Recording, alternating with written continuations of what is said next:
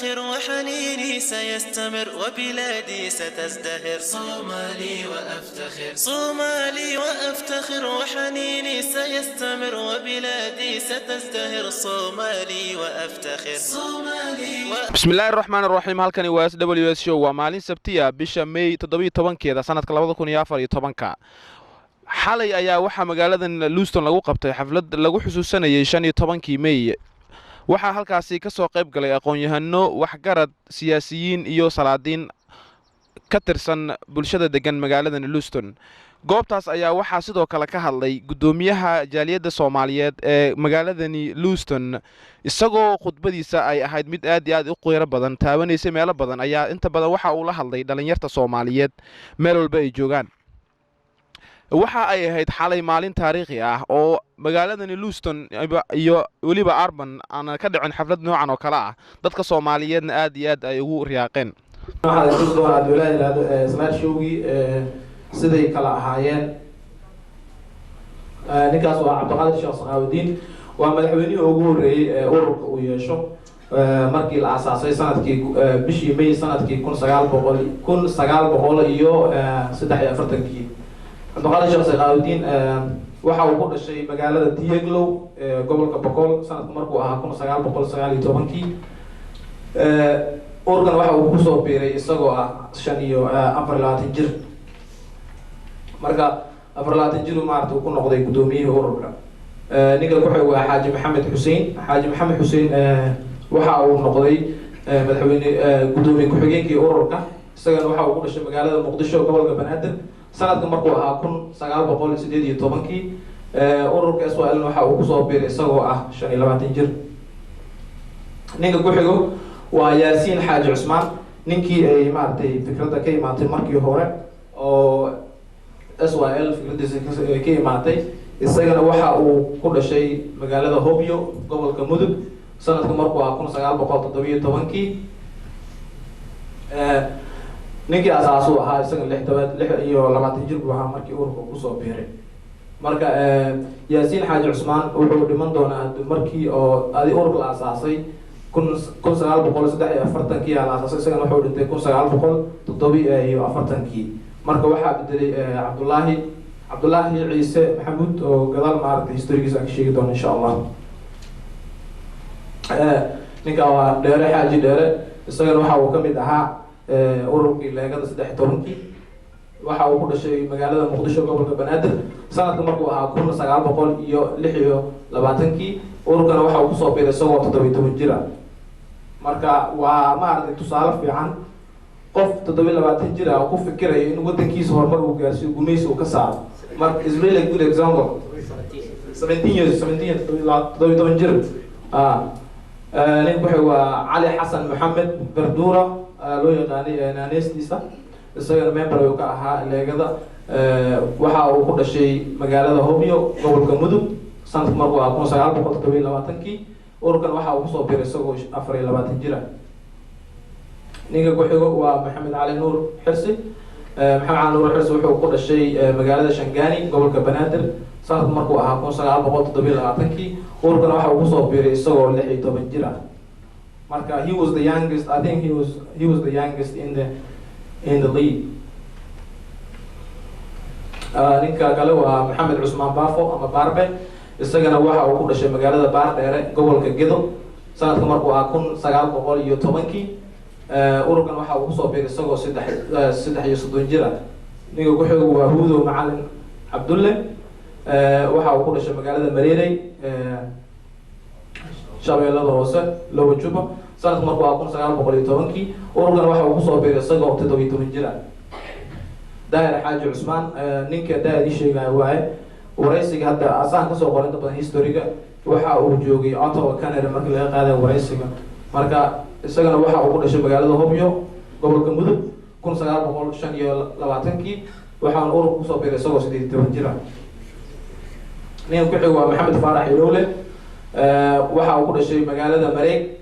gobolka Galgaduud sanadku markuu ahaa 1925 ururkan waxa uu soo biiray isagoo 18 jir ah ninka kale ku xigo waa Maxamed Xirsi Nuur CD isagana waxa uu ku dhashay magaalada Mareerey Galgaduud gobolka sanad markuu ahaa 1915 ururkan waxa uu soo biiray isagoo 28 jir ah. ninka kale waa Maxamed Cumar Cabdalla Xayiisi loo yaqaanay waxa uu dhashay magaalada Muqdisho gobolka Banaadir sanad markuu ahaa 1918 wuxuuna ururka ku soo biiray isagoo 25 jir ah. ninka kale ku xigo waa Cusmaan Geedi Raage. Cusmaan Geedi Raage waxa uu ku dhashay magaalada Muqdisho gobolka Banaadir sanad markuu ahaa 1925 ururkan waxa uu ku soo biiray isagoo 18 jir ah. Bismillah, alhamdulillah, wassalatu wassalamu ala rasulillah. Bismillah, ربنا هب لنا من أزواجنا وذرياتنا قرة أعين واجعلنا للمتقين إماما. كنت عاوة كلن كانوا مهمة وين أيولي هاي وحنا مهمة وين آد أولي هاي وحين ديرد سارة هاينا دلنيرتا وقت والبنا رنتي مركينو دلنيرتا أينو كهالينو وحافي عن إنينو آد أو دعينو دعاء هدينو كاشننا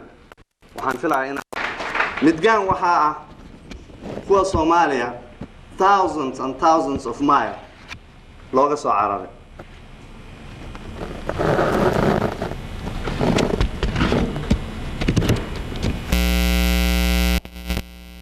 We have witnessed a civil war that was really quite brutal.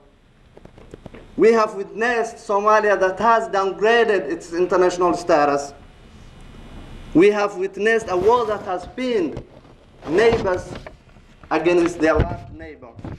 who are once partners in trying to overcome obstacles. A war that has made us move thousands and thousands of miles away from home. My young fellows, my young Somali individuals, I would love if we were introduced to the international world as scholars who are teaching in the world universities. We will have been in a better place if we were introduced into the world as entrepreneurs who are bringing technology to the world. We will have been better if we were individuals who are providing vital services to the international world, rather than being introduced to the world as refugees who are trying to escape fighting that was orchestrated between ourselves. After all we have gone through, a rebirth of Somalia is possible only through this young generation. As it was shown through SYL, it is in your hand that you can take the forward moving Somalia in your own hands. And you should expect it from nobody else other than yourselves. Through education, you can achieve all the demand that we are trying to put on top of you guys today. Education is the only that we can employ today to unite our communities. And education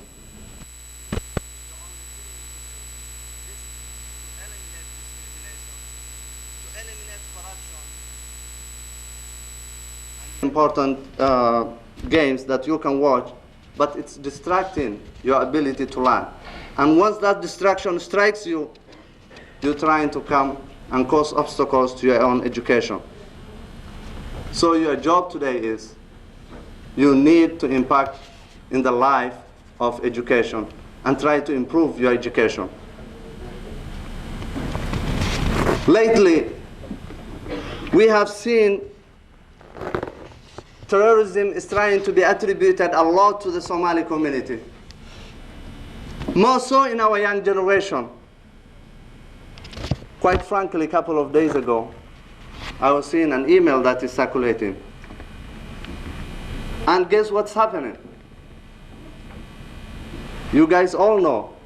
the Boston Marathon bomber. The gun that he used to kill a police officer was traced back to Maine. Not alone was it traced back to Maine, but the person who sold that gun is being considered as being a young Somali in Maine. And we are seeing a trend in which terrorism is becoming a trend within our youth. We have to partner and we have to work hard so that we can try to eliminate all sorts of vice within our communities.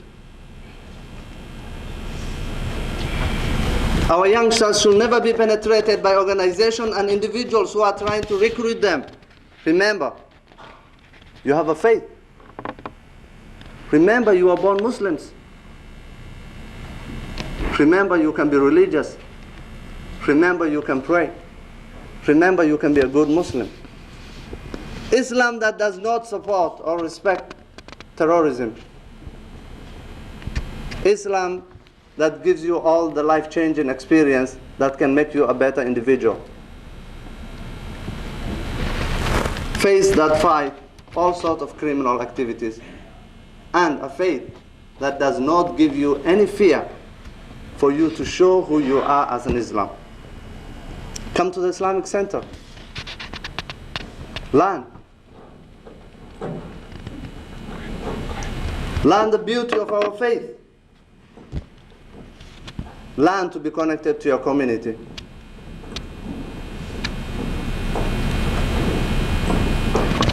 runtii waxaa jirtay dhawaanahan arrimo badan oo dhalinyartayada Soomaaliyeed aad ugu soo noqnoqotay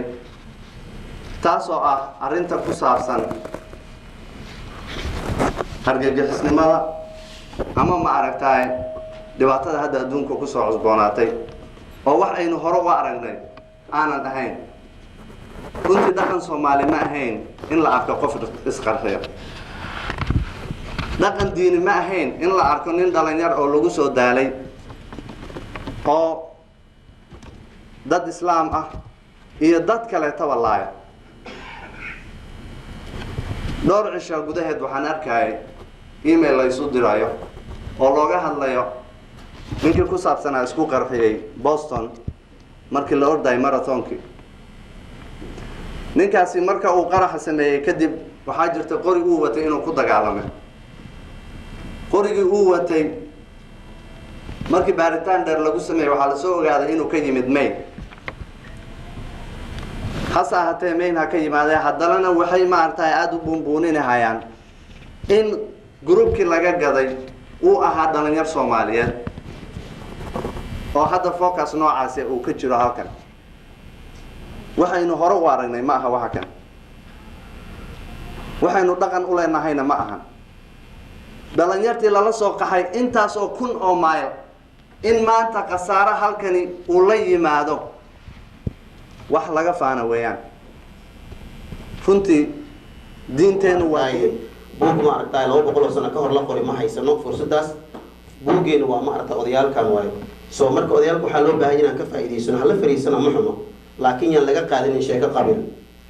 yan laga qaadin kana reer hebel ah iyo kana minority there's nothing called minority in this country or ma aragtay I mean like there's nothing called like kana reer qabiil laba dhaay jira the only ma aragtay qabiil kalkan jira waxa way democratic and republican you know adiga democratic noqon kartaa wala ka republican noqon kartaa it doesn't matter that way laakiin hal iska daayo macnaha kana reer hebel ah iyo kana reer hebel ah weligeena xukuma gaareen waa laga soo hadlay wax kasta aan sheegnaa Soomaaliya sida macnaha ma aragtay dhulka loo dhigo ognahay sida ma aragtay sharafta loogu dhilo ognahay laakiin si calankaas iskama soo gaarin meesha uu gaarsanaa dad baa ma aragtay dhigiisa uu ku soo dhamaaday insha Allah ta'ala calan Israel iska soo gaareen hadda ma aragtay uu wada dhacay yaa hadda ka soo laakiin sheekada arkay uma هذه البلد وجارو هالجنكاس وصومالي لماذا مش عسكوقات وحال الجارين إن قبيلك حد صار نارادي لطوره وأي عبتاي قف قبيل شيختا وحال الجارين إن قفك استعمار كلاهي سوى وحا وضرا دولة الطليانية والله بتشير دلك قوتي markii horena qabatay soddon iyo shantii markii dambana ingiriisku ka qaaday oo ka dejiyay dabadeedna dib ugu soo noqday dadka u dhibeen ama u laayeen talyaanigaas dhibaatadu ugu geysanayay dhalinyaradii markaas halganka haysay waxay gaareen inay dhimashadooda ay ka doorbidaan inay qabiil sheegtaan nin hadda professora oo waan maasheegay meelahan hadda Canada jooga oo la yiraahdo waxa la oran jiray aabihiis waxa uu waaqabtay Talyaanigu darbaaxay ku muftay marka darbaaxadii buu adkeysan waayay yaa tahay baa la yiri markaasuu cawada jaw abgaalaan oo dhalay caawo kale heerkaas gaaray waa goortu dhulka dhacay oo darbaax si daran loogu galay heerkaas waxa la gaaray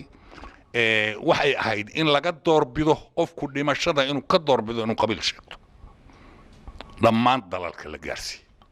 muddo hadday soo socotay xaaladaasu waa sida aad maqashantiin Ingiriiska ayaa la kaystay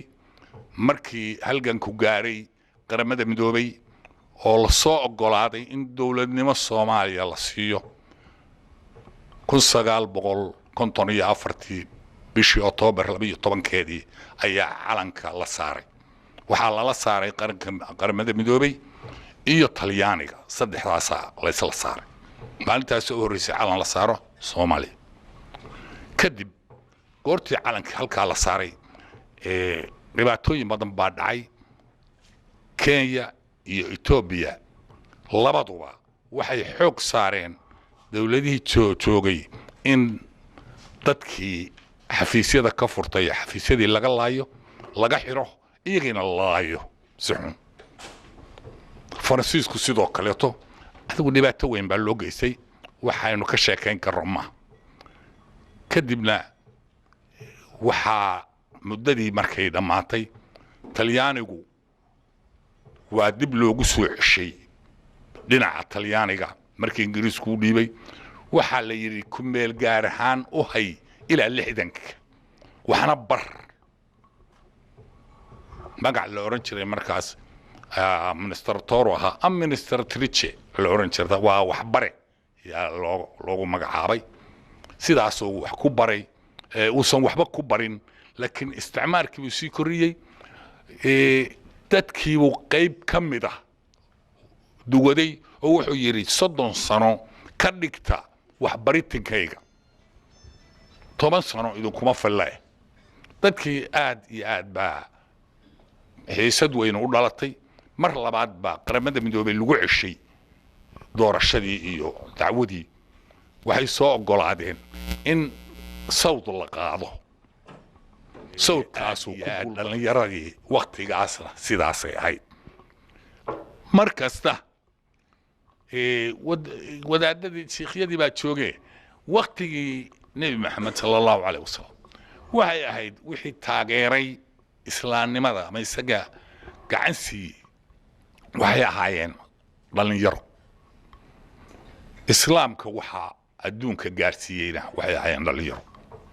innaga dawladnimadeena wuxuu soo halgamay oo halkaas keenayna waxay ahaayeen dhalinyaro baxsi waxa dhacay kadib dhalinyaradeenna maanta meesha ku sugan tahay wada ogtiin ay ma nina hadda wax sheeka laga siisay ha noqoto firqadaha kala jira oo wadaadada oo shanta qaybood oo hadda u dagaalamaan ha noqoto burcadii oo badeeda la kuga la yiraahdo magacooda ha noqoto wax isbaaro iyo wax inkaas si walba ha u noqdee waxa hadda arkaysaan waxa weeye waa dhalinyaradii dawladda ku shaqeeya waa dhalinyaradii waqtigaasna iyagoo aan lahayn teknolojiyada maanta joogta aan ku shaqeynayn oo ninka warqadda ka soo qaada Djibouti wuxuu keenay xamar ninka gaarisa ka soo qaada ama wajeerna wuxuu keenay xamar ninka ka soo qaada jigjiga wuxuu keenay xamar lugbuuna ku soo maray qof kasta oo Soomaaliya oo jidka uu marayo joogaana waa taageeri hebel baatay qabiil baatay midna ma jiro waa soo taageeri neef uu qaliyay hadduu baadiyaha yahay hadduu beledka yahayna waxbuu soo siinayo sokay gabdhuhu dahabkooda ay gadayeen iyo maryahooda ay gadayeen markii wax kala waadaan halgankan wixii lagu soo maray saasuu ahaa iyagoo dhibaatadaa qaba oo sidaa ah oo aan lahayn taleefon lagu wada hadlo aan lahayn isgaarsiin diyaaradeed ama baabuur midna aan lahayn baa ilaa halkaas ay ka shaqaynayeen sidaa darteed ayaa la soo maray oo maanta wax la maray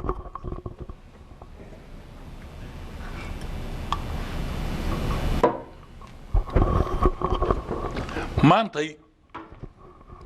inagoo isgaarsiintiisaa tahay oo wax kasta xaaladdu heerkaasi noo marayso oo barwaaqadaa ku jiro oo lacagtu sidaa tahay oo xukunku saayo aqoon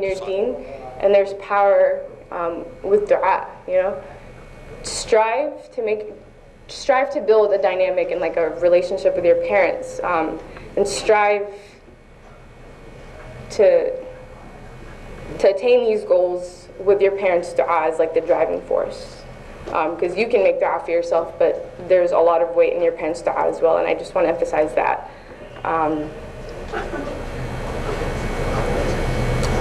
I guess to conclude, children living in the diaspora. Marweyn mudanayaal Imam Salah madaxa jaaliyadda Soomaaliyeed Mr. Hussein culamaadiinka haweenka qaaliga ah Soomaaliyeed dhalinyarada dhammaantiin assalaamu calaykum waraxmatullaahi wabarakaatuh waxaan jecelahay inaan si gaar ugu mahadceliyo walaalkeen Cabdullaahi ninba waxa uu yaqaanaa Cabdullaahi Sports oo yaqaanaa maanta runtii waan hore isugu naqaanay macnaha Atlanta waan jecel maanta runtii in uu mar kasta ku dadaalo Soomaalinimada iyo inuu arko maartay macnaha dhinaca samafalka dad u wada jeeda inuu arko sidoo kale waa maanta uu mahadcelinaya walaalkeen maanta Cabdullaahi waad ku guuleysatay maanta inaad isku keentid maartay muxuu ahaa waxqabadkii magaalada inaad isku keentid runtii mahre xamarku mahre yar yaqaanaan waxay dhigi jireen meesha aad ku yar tahay aqligaaga la kulmiyaa marka it is good okay it is good